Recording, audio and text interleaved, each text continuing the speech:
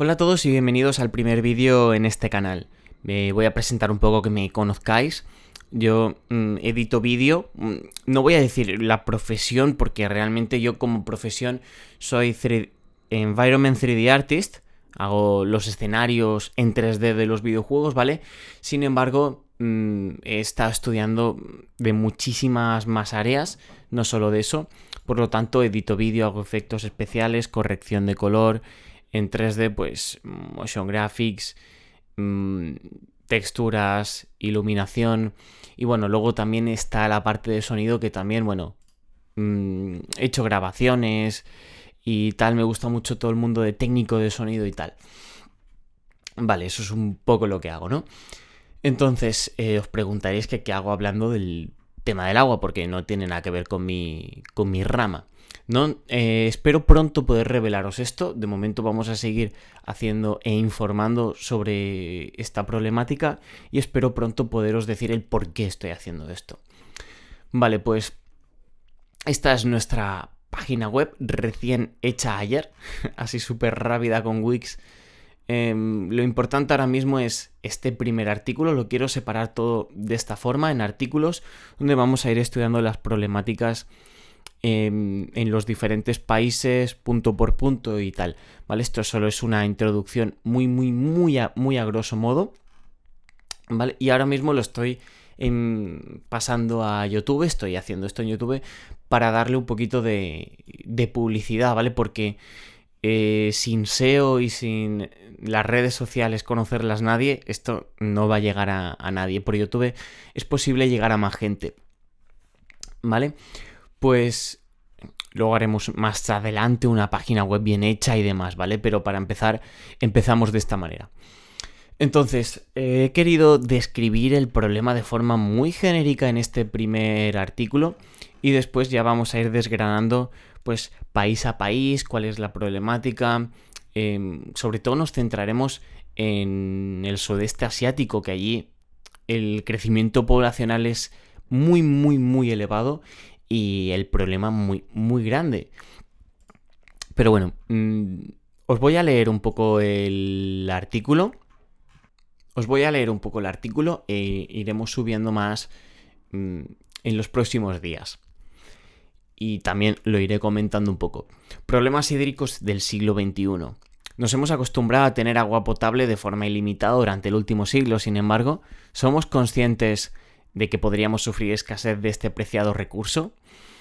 Que en Europa tengamos acceso casi ilimitado a este recurso nos podría hacer pensar que siempre ha estado y que es normal que lo tengamos. No obstante, esto es un error. Madrid, por ejemplo, ha tenido muchos problemas para abastecer a su población de este bien en siglos pasados. Estos problemas no han desaparecido en el mundo y gran parte de Asia y África lo sufren.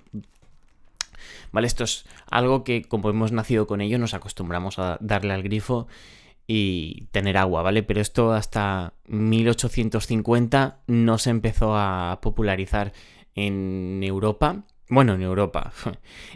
Hablamos de Inglaterra, Francia, Estados Unidos y estos países punteros. En otros de Europa llegó muchísimo más tarde. Así que hace 4 días que tenemos esto y los problemas con la contaminación del agua, o sea, con poder ingerir agua potable, habían sido muchos durante los anteriores siglos en toda Europa. En el blog iremos analizando los diferentes problemas que van atados a este recurso. Ahora simplemente daremos unas pinceladas. Se unen 3 problemas al agua, que son el aumento poblacional, la deforestación y la contaminación. Contaminación del agua. El aumento poblacional es crucial en este aspecto. En muchas ciudades ha habido mucha escasez y dificultad para conseguir agua a lo largo de los siglos, sin embargo la demanda crecía de forma más o menos paulatina. Sin embargo, hoy en día el crecimiento demográfico es imparable, exponencial, lo cual dificulta muchísimo la resolución de este problema. Y por otro lado, crea muchos. Vale, ya analizaremos el tema de, sobre todo en Madrid, cómo fue el desarrollo a lo largo de los siglos. Sin embargo, aquí lo comentaré más adelante, en ciudades como Karachi y demás, en Pakistán, Bangladesh, todos estos países las ciudades son de millones y millones de personas, de más de 10 millones, y debido llámalo calentamiento global, llámalo como quieras, el caso, yo lo pongo mucho con la deforestación, ¿no? Este problema. Hay una escasez de agua terrible, ¿vale? Entonces, aunque pudiéramos tenerla depurada y demás, sería muy complicado abastecer a toda esta población. La deforestación crea aridez, seca los manantiales, provoca una disminución de la humedad. Esto ocurre en Madrid durante el reinado del Felipe II. O sea, esto de la deforestación ocurrió en el 1550, por ahí, en Madrid, en el siglo XVI, me he equivocado aquí. Esos mismos efectos causó, y como siempre ocurre, buscaron soluciones construyendo pozos. ¿Vale? Digo como siempre porque en Karachi es la única solución. Intentan sacar agua de los manantiales a 200 metros. Aquí viene la gran diferencia respecto a los siglos anteriores, y es que en muchos manantiales hoy en día están contaminados. Ellos no tenían grandes tecnologías para excavar pozos, transportar el agua, pero hoy en día, al estar contaminados estos, no podemos hacer nada. En Madrid, de 1850, había 200.000 habitantes. Imaginaos, 200.000 habitantes en Madrid. Fijaos que el problema, por muy grande que fuera en esa época, no lo es de la dimensión actual. Comparamos con Karachi, la ciudad más poblada de Pakistán, tiene 18 millones de habitantes. El problema es el mismo, pero la proporción es muchísimo mayor. Hay muy poca agua potable. El reparto es muy desigual. Mientras los ricos tienen piscinas, la gran mayoría lucha las 24 horas del día porque nunca sabes en qué momento te van a activar Hay un documental por ahí, ya lo pasaré. Y las 24 horas del día para conseguir algo de agua. Y la gran mayoría de veces que la consiguen es contamina. En Madrid el reparto era también desigual, sin embargo, no era por dinero, sino más bien por posición social. Eran los monasterios, personas estratégicas, los que tenían las fuentes en su casa. Otro elemento común es el oficio de aguador, al principio anárquico, después regulado en Madrid, lo mismo que ahora en Karachi, cambiando las mulas por camiones cisterna. Antes, se estableció en Madrid un límite, los aguadores podían llevar 10 litros y los alfareros hacían cántaros para ello y tal. Y ahora, se llevan camiones cisterna, lo cual hace que sea muchísimo más fácil. Sin embargo, el problema anteriormente también estaba sobre todo con el transporte, más que con la escasez. Y ahora sí es la escasez junto con la contaminación. Siempre estaré comparando los problemas actuales con los de hace siglos para concienciar de que siempre han sido los mismos y que siempre se ha encontrado una solución. Una solución que a veces tardaba siglos, pero con este conocimiento podemos evitar caer en las corrientes ambientalistas actuales que toman este problema desde una perspectiva errónea, la del enfrentamiento. Buscan a un culpable, se lanzan contra él, vestidos siempre con ideologías y sin aportar jamás solución alguna. El problema no se resuelve con gritos, no se resuelve hablando de tolerancia, inclusión y demás de hoy en día. Solo se resuelve con cooperación, concienciación y tecnología. Que todos estos problemas ya analizaremos en Francia. Aquí estaba leyendo de un estudio. Todo esto se ha resuelto con mejoras tecnológicas. Punto. No gritando mucho, y lo que hay que hacer sobre todo primero es concienciarse e intentar solucionar el problema. Y después vamos a darle la solución, pero no de la forma que se hace actualmente. En este blog analizaremos los problemas que azotaron a diversos países del mundo y trataremos de aportar soluciones. No podemos por ahora desvelarlo todo, iremos informando poco a poco.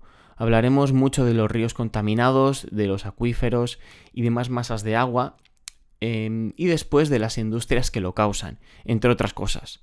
¿Vale? Aquí no lo he comentado, pero lo que causa muchísimo esto es el verter directamente todas las aguas residuales en el mar, ¿vale? Cosa que era muy común también en Europa, he estado leyendo, y hasta hace 60 años no se empiezan a construir las estaciones de depuración. Hasta entonces a nadie le importaba contaminar el agua. Bueno, digo hace 60 años, 70 por ahí, en los sitios más punteros. Otras muchas estaciones de depuración se han acabado de construir hace 10, 15 años. Bueno, todavía hay muchísimos sitios en España que no tienen ningún tipo de sistema de depuración y que lo vierten todo directamente al mar. ¿Vale? Aún estamos muy atrasados en este aspecto. Destacaremos el Ganges, que baña o da agua a 400 millones de habitantes, lo cual es una burrada. Que 400 millones de personas beban de un río contaminado. El Khartoum, este está en Indonesia. Yamuna, que está mal escrito, que es con Y, pasa por Nueva Delhi.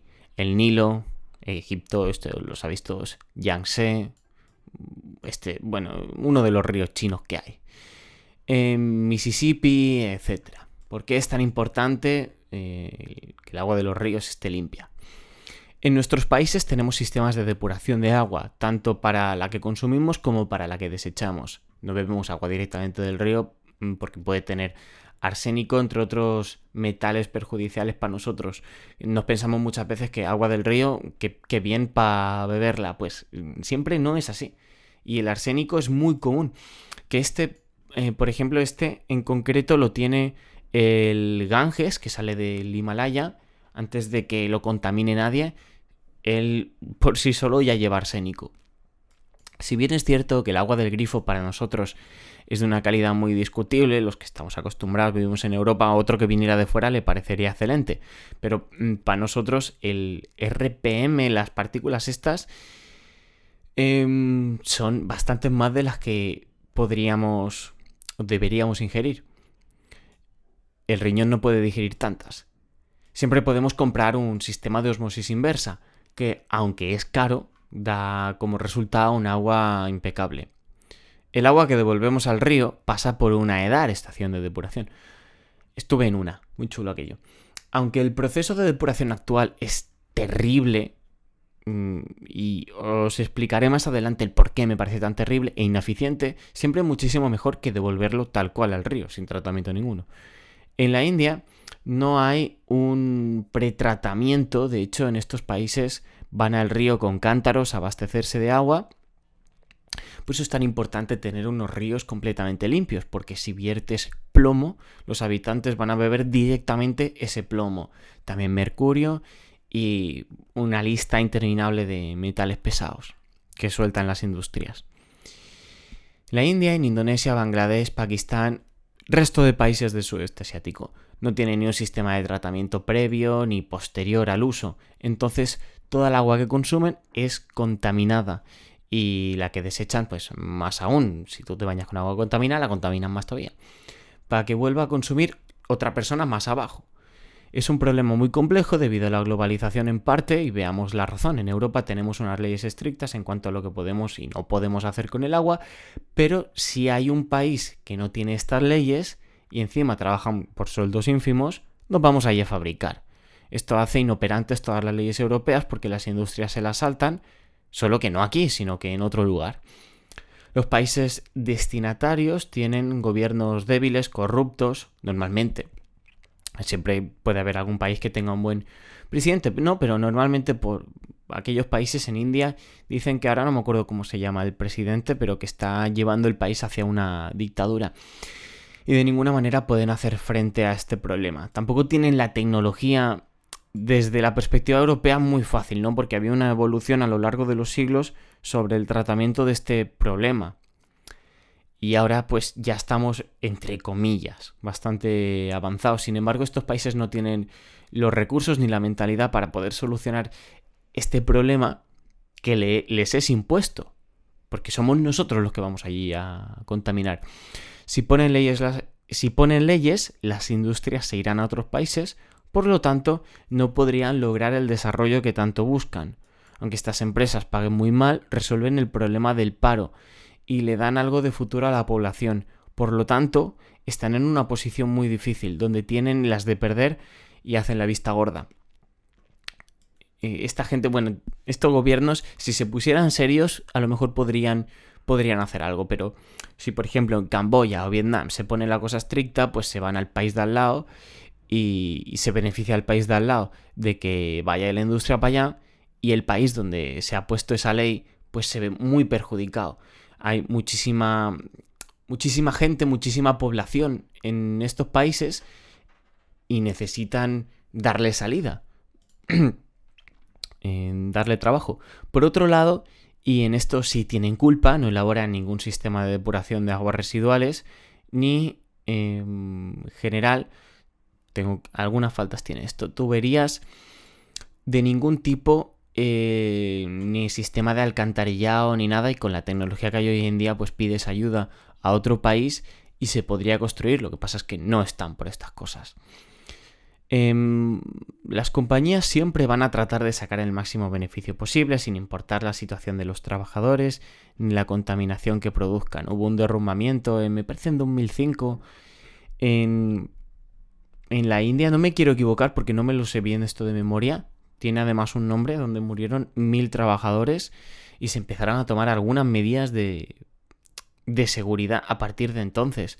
Pero es que se quejaba la gente de que el edificio se iba a venir encima y pasaban olímpicamente. O sea, las compañías realmente, muchas, no les importa nada.